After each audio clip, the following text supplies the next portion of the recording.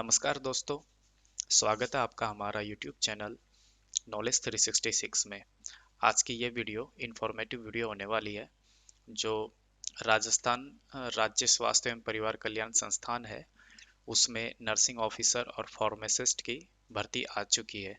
यह लगभग 3000 पोस्ट है। तो जो स्टूडेंट मतलब इस जॉब में इंटरेस्टेड है वो इसमें अप्लाई कर सकते हैं। तो ये इसका पूरा ऑफिशियल नोटिफिकेशन है, करीब 17 पन्नों का है। ये आप इसके ऑफिशियल साइट पे जाके भी डाउनलोड कर सकते हैं। ये 16/11/2022 को ये नोटिफिकेशन जारी हो गया था। इसमें लगभग 3000 पद आए हैं आपके लिए। तो ये नोटिफिकेशन है, इसको मैं इस नोटिफिकेशन की समरी है जो मैं आपको शॉर्ट में समझा देता हूँ। तो इसमें क्या है कि इसका एडवर्टाइजमेंट नंबर आप यहाँ देख सकते हो, इसको ध्यान रखना ताकि बाद में कभी रिजल्ट आता है तो आप डायरेक्ट इसके थ्रू सर्च मार सकते हो। तो जो ये हमारा राज्य स्वास्थ्य एवं परिवार कल्याण संस्थान है, इसे शॉर्ट में सीफू भी कहते हैं। इसमें अनुसूचित क्षेत्र हेतु जो नर्सिंग ऑफिसर है उसके 1250 पद हैं एवं जो 39 है वो सहरिया बैकलॉग पद हैं एवं जो फार्मासिस्ट है उनमें अनुसूचित एवं गैर अनुसूचित क्षेत्र के लिए 2020 पद हैं, जिनमें से 1927 तो नॉर्मल है और जो 93 बैकलॉग के लिए है। तो राजस्थान चिकित्सा एवं स्वास्थ्य अधीनस्थ सेवा नियम, तो यहाँ पर इस टेबल के माध्यम से ये सिखाया गया है भाई किस किस कैटेगरी में कितनी कितनी वैकेंसी है। तो जैसे कि अनरिजर्व्ड में फार्मासिस्ट टीएसपी की वैकेंसियाँ यहाँ है और फार्मासिस्ट नॉन टीएसपी की वैकेंसियाँ इधर है और नर्सिंग ऑफिसर नॉन टीएसपी की वैकेंसियाँ इधर है। जैसे आप ओबीसी में आते हैं और ओबीसी में आप सामान्य महिला में आते हो तो यहाँ पर फार्मासिस्ट टीएसपी में कोई वैकेंसी नहीं है, लेकिन यहाँ पर फार्मासिस्ट नॉन टीएसपी में और नर्सिंग ऑफिसर नॉन टीएसपी में आपको ये 104 और 72 पोस्ट मिल जाएंगी। इसके बाद ये बैकलॉग के लिए यहाँ पर अलग से चार्ट बना के दिया गया है, ये आप पढ़ सकते हैं। तो दोस्तों अब बात कर लेते हैं इसमें जो इस एग्ज़ाम के लिए आपकी शैक्षणिक योग्यता क्वालिफिकेशन क्या होनी चाहिए। तो सबसे पहले बात कर लेते हैं नर्सिंग ऑफिसर के लिए। नर्सिंग ऑफिसर के लिए आप सीनियर सेकेंडरी पास होने चाहिए। उसके अलावा आपके पास जीएनएम का कोर्स होना चाहिए या फिर कोई ऐसा कोर्स जो इसके इक्विवेलेंट हो और राजस्थान की रिकॉग्नाइज्ड यूनिवर्सिटी से किया गया हो, वो आप कर सकते हैं। और जो आपका ये कोर्स है ये रजिस्टर्ड होना चाहिए राजस्थान नर्सिंग काउंसिल में। इसके बाद हम बात कर रहे हैं फार्मासिस्ट हेतु। तो फार्मासिस्ट हेतु जो आपकी क्वालिफिकेशन वो ये है कि आपके पास डिप्लोमा होना चाहिए फार्मेसी में, और आप है वो फार्मासिस्ट के रूप में रजिस्टर्ड होने चाहिए राजस्थान फार्मेसी काउंसिल में। तो ये हो गई शैक्षणिक योग्यता। यहाँ पर आप वेतन पे मैट्रिक लेवल देख सकते हो। नर्सिंग ऑफिसर पद हेतु L11 है और फार्मासिस्ट पद हेतु L10 है। बात करते हैं आयु सीमा की। तो इसमें जो आयु सीमा है वो मिनिमम 18 वर्ष रखी गई है और मैक्सिमम 40 वर्ष रखी गई है। और ये आयु 1/1/2023 के हिसाब से काउंट की जाएगी। तो आपका जो जन्म हुआ था और उससे मतलब 1/1/2023 तक आप लगा लीजिए। अगर आप इसके बीच में आ रहे हैं तो आप ये फॉर्म अप्लाई कर सकते हो। इसके अलावा जो रिजर्वेशन है जिनको छूट मिल रही है उसकी लिस्ट यहाँ पे है। जो अनुसूचित जाति जनजाति पिछड़ा वर्ग अति पिछड़ा वर्ग और आर्थिक रूप से कमजोर वर्ग के जो पुरुष अभ्यर्थी है मेल कैंडिडेट है उनको 5 वर्ष की छूट मिलेगी। सामान्य वर्ग की महिलाएं उन्हें 5 वर्ष की छूट मिलेगी। और राज्य सरकार की जो अनुसूचित जाति जनजाति पिछड़ा वर्ग और आर्थिक रूप से कमजोर जो महिला फीमेल कैंडिडेट है उनको 10 साल की छूट यहाँ पे रहेगी। और जो विधवा महिलाएं हैं उनको मतलब एज का कोई लिमिट नहीं है, वो कभी भी ये फॉर्म भर सकते हैं। इसके अलावा जो भूतपूर्व सैनिक है उनको 15 वर्ष की छूट रहेगी और बाकी और भी डिपार्टमेंट को अलग अलग तरह से छूट है। और इसके अलावा जो दिव्यांग है जो भी विकलांग वगैरह है उनको भी 5 वर्ष की छूट रहेगी यहाँ पे। तो दोस्तों यहाँ पर फॉरम है जो 24/11/2022 से स्टार्ट हो जाएगा और बाद में इसकी लास्ट डेट है 23/12/2022, मतलब आपको 23/12/2022 तक आपका फॉर्म भर के सबमिट कराना होगा। तो दोस्तों आप अपना फॉर्म ध्यानपूर्वक भरिएगा।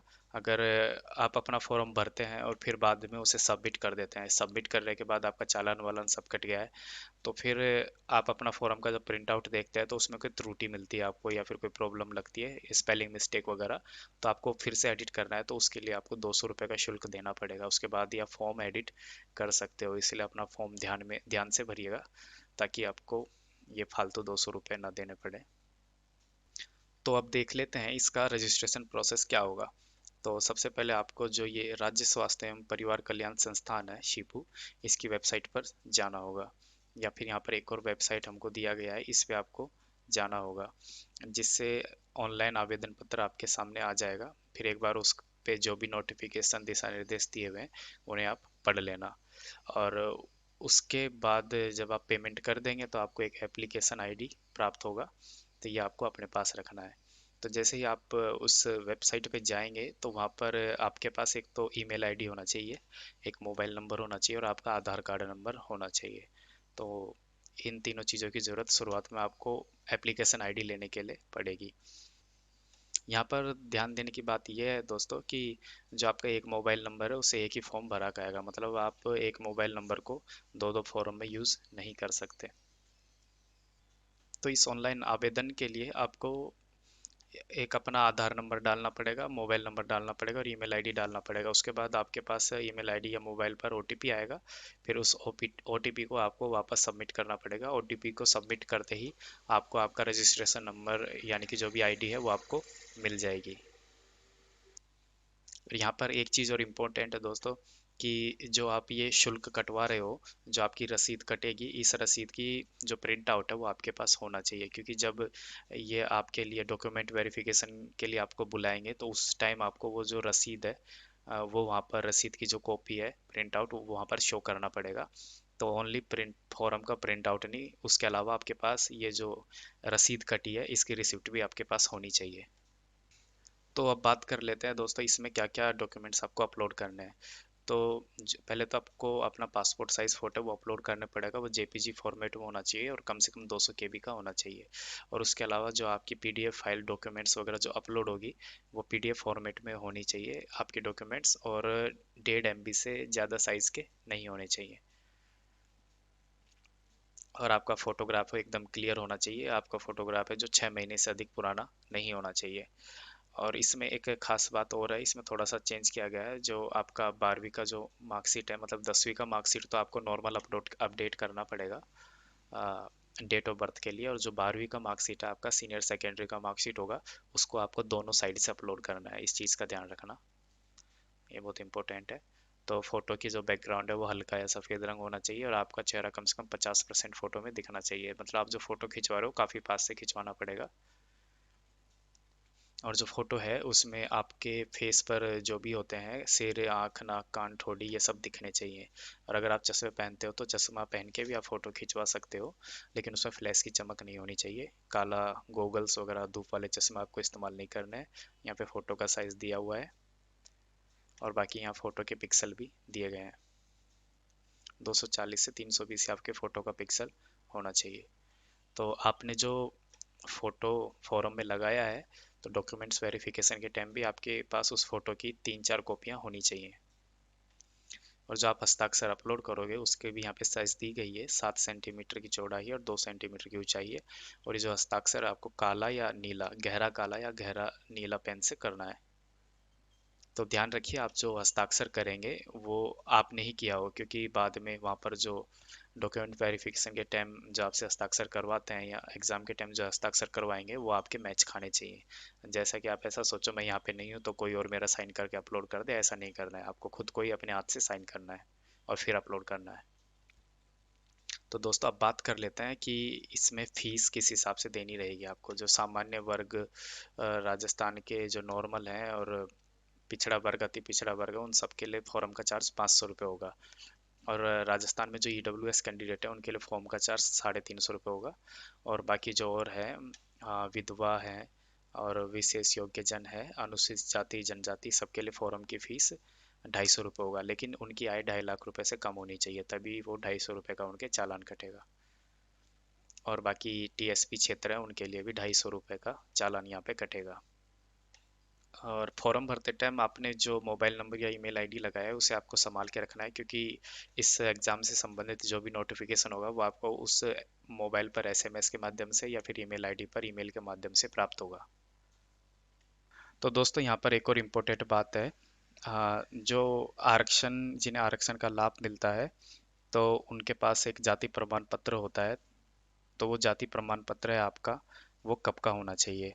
तो दोस्तों जब ये फॉरम की लास्ट डेट है उस लास्ट डेट से पहले पहले ही आपको जाति प्रमाण पत्र बनवाना होगा। अगर आपका जाति प्रमाण पत्र लास्ट डेट से बाद का है, मतलब आपने जाति प्रमाण पत्र बनवा दिया और वो लास्ट डेट के बाद बन के आया है, तो वो जाति प्रमाण पत्र माना नहीं जाएगा। तो इस चीज़ का आप ध्यान रखिए, जो भी आपका जाति प्रमाण पत्र है वो लास्ट लास्ट डेट से पहले का हो। तो दोस्तों जो मेन मेन टॉपिक थे, मेन मेन बातें थी, जैसे फीस कितनी है, एज कितनी है, क्वालिफिकेशन क्या होनी चाहिए, लास्ट डेट, स्टार्टिंग डेट, ये सब मैंने आपको बता दिया है। क्या क्या डॉक्यूमेंट्स लगेंगे सब मैंने आपको बता दिए हैं। तो आप अपना ये सारा डॉक्यूमेंट्स वगैरह रेडी रखिए। जैसे ही 24 तारीख को लिंक एक्टिवेट होगा आप अपना फॉर्म अप्लाई कर सकते हैं। तो इसी के साथ मैं अपनी वीडियो को समाप्त करना चाहूँगा। Thank you for guys watching my video. हमारे चैनल को सब्सक्राइब कीजिए ताकि इसी तरह की इससे रिलेटेड जो भी अपडेट्स वगैरह है वो हम आप तक जल्द से जल्द पहुंचा सके।